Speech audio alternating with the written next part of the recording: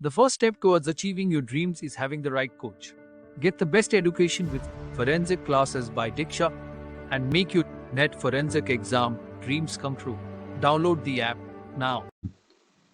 Hello everyone, let's continue with types of tissues. ठीक है, सो हमें पता है दैट वी हैव सेल, है ना. एक फ्लो चार्ट हम बना सकते हैं कैसे कि the basic unit is cell.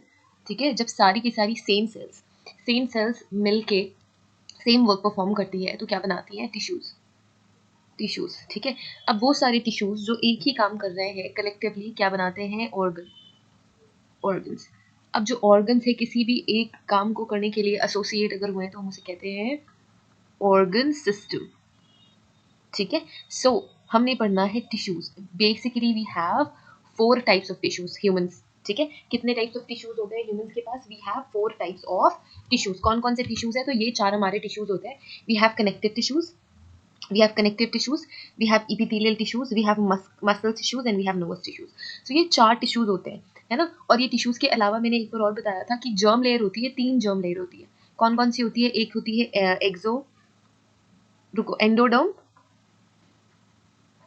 Endoderm, mesoderm and ectoderm. ठीक है, सो एक्टोडर्म आउटर लेयर है. ठीक है, मेसोडर्म मिडिल लेयर. ठीक है, मेसोडर्म क्या? मिडिल लेयर है. एंड एंडोडर्म इनर लेयर है. ठीक है, सो ये तो आपकी जर्म लेयर्स हो गई. ठीक है, हम यहाँ पे बात कर रहे हैं टिश्यूज की. So basically we have 4 types of tissues: connective tissues, epithelial tissues, nervous tissues and muscle tissues. So muscle tissues जो है, मसल टिश्यूज ये सारे के सारे आपके मेसोडर्म से डिराइव होते हैं. आउटर लेयर आपकी एपिथेलियल, ठीक है, एक्टोडर्म से. एपिथेलियल टिश्यूज सारी की सारी एक्टोडर्म लेयर से आती है. एंड जो आपकी कनेक्टिव टिश्यूज है एंड मसल टिश्यूज है मेसोडर्म से आएगी. नर्वस टिश्यूज एंडोडर्म से आती है. ठीक है, नर्वस टिश्यूज कहाँ से ओरिजिनेट हो रही है? नर्वस टिश्यूज एंडोडर्म से हो रही है. मेसोडर्म से muscle plus connective, muscle tissues plus connective tissues. Ectoderm से क्या ओरिजिनेट हो रहा है? एपिथेलियल. ठीक है, एपिथेलियल. सो ये ओरिजिनेशन होता है. फाइन, चलो एक एक करके देखते हैं कि क्या क्या है. अगर हम एपिथेलियल टिश्यूज को फिर से फर्दर डिवाइड करें, ठीक है, मैंने कोशिश करी है कि राइट अप्स कम हो and I just explain what is the main function and what is the important work they do. ठीक है, सो एपिथेलियल ये तो मैंने क्लियरली लिख ही दिया है, बट थोड़ा सा क्लियर लिख देते हैं और सो दैट बाद में जब भी आप पीडीएफ देखो तो ऐसा ना हो कि इतनी बुरी हैंड राइटिंग में मैंने लिख दिया है कि आपको समझ में ना आ रहा. Fine, so I just recorrect it. मैंने क्या बोला? एंडोडर्म से नर्वस टिश्यूज, मेसोडर्म से कनेक्टिव एंड मसल. ठीक है, यहाँ से क्या है? एपिथेलियल. ठीक है, अब हम डिवाइड कर सकते हैं एपिथेलियल को. Cuboidal epithelial, simple squamous epithelium, columnar epithelium, pseudo stratified and stratified. देखो क्यूबॉइडल क्या है? क्यूबॉइडल क्यों है? क्योंकि ये जो एपिथेलियल सेल्स है अरेंज कैसे हैं? अरेंज्ड है क्यूब के शेप में. ठीक है, इसलिए हमने इनको बोला cuboidal because they are arranged in a way. ठीक है, क्यूब शेप में अरेंज है ये सारी की सारी एपिथेलियल सेल्स जो टिश्यू बना रही है, तो हमने उनको बोला क्यूबॉइडल एपिथेलियम. ठीक है, सिंपल स्क्वैमस क्या होते हैं? सिंपल स्क्वामस ऐसे पतले पतले से होते हैं. ठीक है, like this, and they are in the lining of something. ठीक है, सो इसको हमने बोला simple squamous epithelium. Then we have columnar epithelium जो कि कॉलम के शेप के. ठीक है, ऐसे कॉलम्स बनाएंगे. सो इनको हमने बोला कॉलुमिनर एपिथेलियम टिश्यूज. ठीक है, columnar epithelium tissues. Then we have pseudo stratified मतलब स्ट्रैटास नहीं है but it looks like it. ठीक है, मैंने अगर बोला कि स्ट्रैटास क्या होते हैं, वी हैव मल्टीपल स्ट्रैटास. ठीक है, ये मैंने स्ट्रैटास बनाए. ये 3 लेयर मैंने बना दी. Strata is nothing but layers. So ये जो स्यूडो स्ट्रैटिफाइड है ये खुद ही इकलौती इतनी बड़ी सेल होती है कि आपको ऐसा लगता है कि मल्टीपल स्ट्रैटास है, but it is not having any stratas. तो ये होगी स्यूडो स्ट्रैटिफाइड. ठीक है, क्या हो गई? Pseudo stratified. Then we have stratified squamous epithelial. ये जो सिंपल स्क्वामस है ये मल्टीपल स्ट्रैटास में होंगी. ठीक है, कई सारी लेयर बना के रखेंगी तो उन्हें हम कहते हैं stratified squamous epithelial. Connective tissue में अगर आ जाए तो हम कनेक्टिव टिश्यू कैसी होती है? डेंस कनेक्टिव टिश्यूज होती हैं. ठीक है, एडिपोज कनेक्टिव टिश्यूज होती है, areolar connective tissue, hyaline cartilage, compact bone and blood. हमने बचपन से पढ़ा है कि ब्लड कनेक्टिव टिश्यू है, ब्लड कनेक्टिव टिश्यू है ना। सो ब्लड कनेक्टिव टिश्यू है, ब्लड कनेक्टिव टिश्यू होने के साथ साथ कॉम्पैक्ट बोन भी कनेक्टिव टिश्यूज है, हाइलिन कार्टिलेज भी कनेक्टिव टिश्यू है। सो हाइलिन कार्टिलेज क्या है? हाइलिन कार्टिलेज आपका स्मूथ फ्लेक्सिबल बोनी स्ट्रक्चर होता है, ठीक है। It is cartilage, hyaline cartilage have capacity to convert into compact bone, ठीक है। बाद में ये डेवलप होके कॉन्टैक्ट बोन बनने की कैपेसिटी इन हाइलिन कार्टिलेजेस में होती है, ठीक है। Then we have areolar tissues. तो areolar tissues are flexible and ये कनेक्ट लाइक बेसिकली जो कनेक्टिव टिश्यू इसका नाम कनेक्टिव क्यों है? बिकॉज इट क्रिएट्स कनेक्शंस, है ना। सो एरियोलर टिश्यूज आपके कनेक्शन क्रिएट करती है। एडिपोज टिश्यू क्या है ये भी हम सबको पता है, इट स्टोर्स फैट, आपके बॉडी में फैट स्टोर करके रखने का काम करती है एडिपोज टिश्यूज। सो आपके बॉडी में जो भी फैट स्टोर्ड है, अगर आपको ऐसा लगता है कि ओ माय गॉड मेरा तो पेट बहुत निकल गया या फिर I am getting fat and all that, तो डिपोजिशन ज्यादा हो रहा है इन्हीं एडिपोज टिश्यूज का। सो एडिपोज टिश्यूज का डिपोजिशन अगर ज्यादा हुआ किसी भी बॉडी पार्ट में तो यू विल फील फैटनेस, ठीक है। अगेन एडिपोज टिश्यूज भी सिर्फ और सिर्फ फैट स्टोर करने का काम नहीं करती, it creates connections, that's why same happens with dense connective tissues. तो डेंस के साथ साथ हम थिन कनेक्टिव टिश्यूज भी पढ़ते हैं, but here we are just covering dense one, ठीक है। तो ये सारे के सारे कनेक्टिव टिश्यूज हैं। जब हम मसल्स टिश्यूज में आते हैं तो 3 टाइप की मसल्स पढ़ते हैं, smooth muscles, cardiac muscles and striated muscle, या हम इसे कहते हैं स्केलेटल मसल। स्केलेटल मसल, देखो स्केलेटल मसल कैसी होती है, आप कंट्रोल कर सकते हो, ठीक है। वॉल्यूंटरी होती है, you can move, you can control, ठीक है, अकॉर्डिंग टू योर रिक्वायरमेंट। सो वो स्केलेटल मसल या स्ट्राइएटेड क्यों हमने बोला? क्योंकि जो मसल्स है ना इनमें इसमें आपको ऐसे ऐसे स्ट्राइएशंस देखने को मिलेंगे, ऐसे स्ट्राइएशंस देखने को मिलेंगे, ठीक है। कार्डियक मसल्स इनवॉल्यूंटरी होती है, आपका कोई कंट्रोल नहीं है कार्डियक मसल्स में। कार्डियक मसल्स यूनिक मसल्स होती है, सिर्फ और सिर्फ हार्ट में प्रेजेंट होती है, हार्ट के अलावा कहीं भी और आपकी कार्डियक मसल्स प्रेजेंट नहीं होंगी, ठीक है। स्मूथ मसल्स हर उन प्लेसेस पे प्रेजेंट हो सकती है जहां आपका कंट्रोल नहीं है, ठीक है। जो आपकी स्केलेटल मसल है वो भी मल्टीपल प्लेसेस में प्रेजेंट होगी बॉडी के कई सारी जगहों पे, बट कार्डियक मसल सिर्फ और सिर्फ हार्ट से एसोसिएटेड है एंड हार्ट में ही आपको मिलेगी। So cardiac muscle is again involuntary in nature, ठीक है। ये वॉल्यूंटरी है, आप इसको अपनी मर्जी के हिसाब से कंट्रोल कर सकते हो, कार्डियक एंड स्मूथ मसल्स को नहीं कर सकते। स्मूथ मसल का अगर मैं एग्जांपल दूं, जो भी मूवमेंट होती है, जो स्मूथ मसल की मूवमेंट होती है, ठीक है, जो आपके कंट्रोल से बाहर है, जैसे कि अगर आपकी किडनी से आपका ब्लड फिल्ट्रेशन कर रही है वो आपके कंट्रोल से बाहर है, you can not control it, है ना। सो वो स्मूथ मसल हो गया। जो फूड का मूवमेंट है आपके डाइजेस्टिव ट्रैक में, आपकी जीआईटी में, वो स्मूथ मसल मूवमेंट होगी। तो ये सारी चीजें आप कंट्रोल नहीं कर सकते। Cardiac muscles and smooth muscle आपके कंट्रोल के बाहर है, that's why it is involuntary.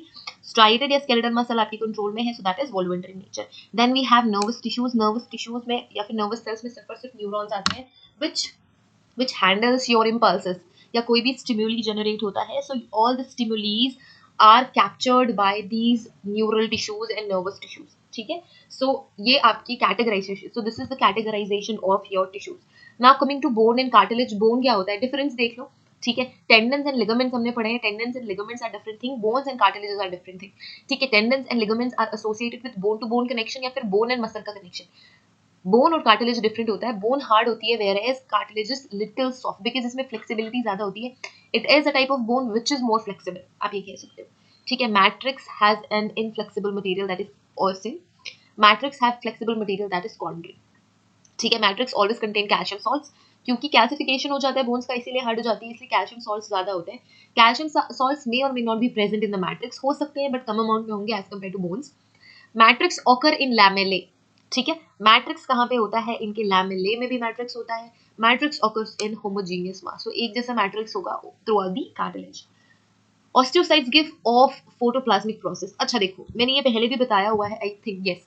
So 4 important type of cell आपके बोन में प्रेजेंट होती है। First is osteogenic cells, osteoblast, osteocytes and osteoclast. Osteogenic cells क्या करती है, it develop into osteoblast. Osteoblast are associated with forming bone tissues, सो इसका काम क्या है, बोन टिश्यूज बनाना। ये ऑस्टियोजेनिक सेल्स डेवलप होकर बड़ी होकर बनती है ऑस्टियोब्लास्ट। ऑस्टियोब्लास्ट बनाते हैं आपके बोन्स। ऑस्टियोसाइट्स क्या होते हैं, इट मेंटेन्स बोन टिश्यूज, ठीक है। इन टिश्यूज को मेंटेन करने का काम है इसका। इसके अलावा ये जो है आपकी ऑस्टियोक्लास्ट, इसकी बॉर्डर रफल्ड होती है ना। It works in रीजॉर्प्शन and destruction of bone matrix, तो एक एज के बाद ये एक्टिवेट होते हैं, फिर रीजॉर्प्शन शुरू होता है, ठीक है।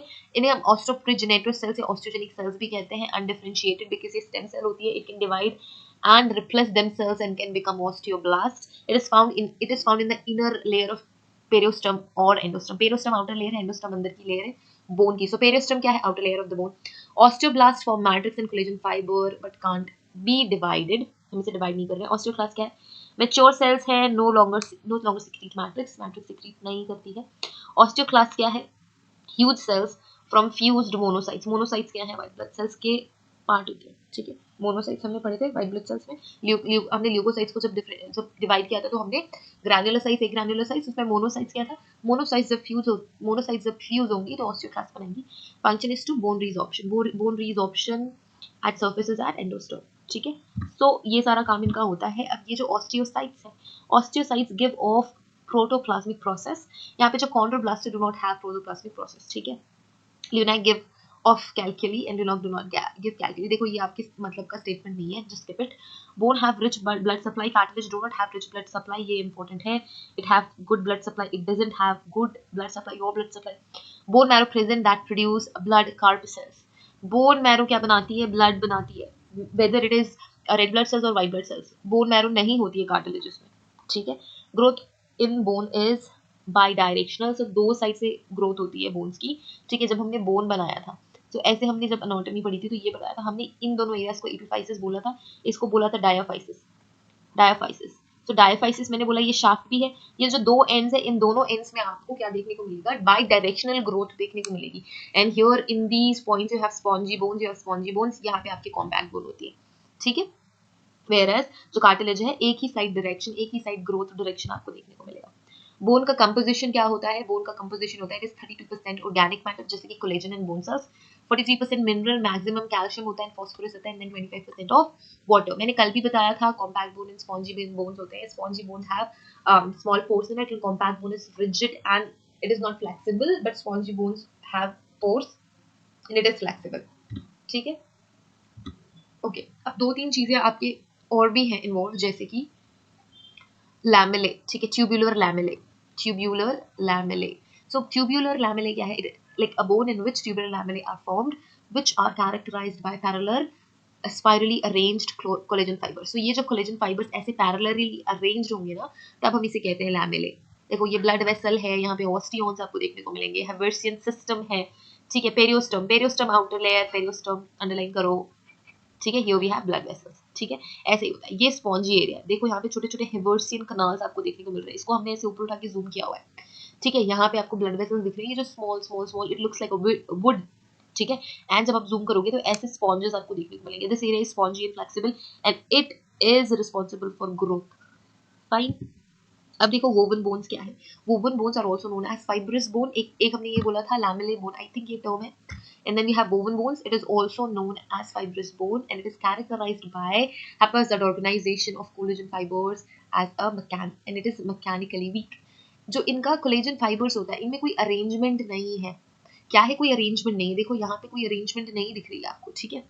It doesn't have the arrangement, एकदम ऐसे ही बस पड़े हुए हैं अनऑर्गेनाइज्ड मैनर में। That is woven bone. Then we have cancellous bone. Cancellous bones को हम क्या कहते हैं? ट्यूब्यूलर बोन भी कहेंगे। It is nothing but the spongy bone. Spongy bone मैंने बताया है फ्लेक्सिबल, हैव पोर्स, ठीक है। It is one of two types of osseous tissues that forms bone. तो ये वो टिश्यूज है जो बोन्स बनाती है, ठीक है। So this is nothing but the spongy bone. So ये सारी चीजें हमने कवर कर ली हैं। I hope everything is clear. कोई भी डाउट है so you can just text and clear your doubt. Okay, I just remove all this, ठीक है। अच्छा क्लियर, चलो ये तो लिखे रहने देते हैं, ठीक है। ओके फाइन, ये भी आप सभी को पता ही है। Okay fine, so see you guys in the next lecture. Have a great day ahead.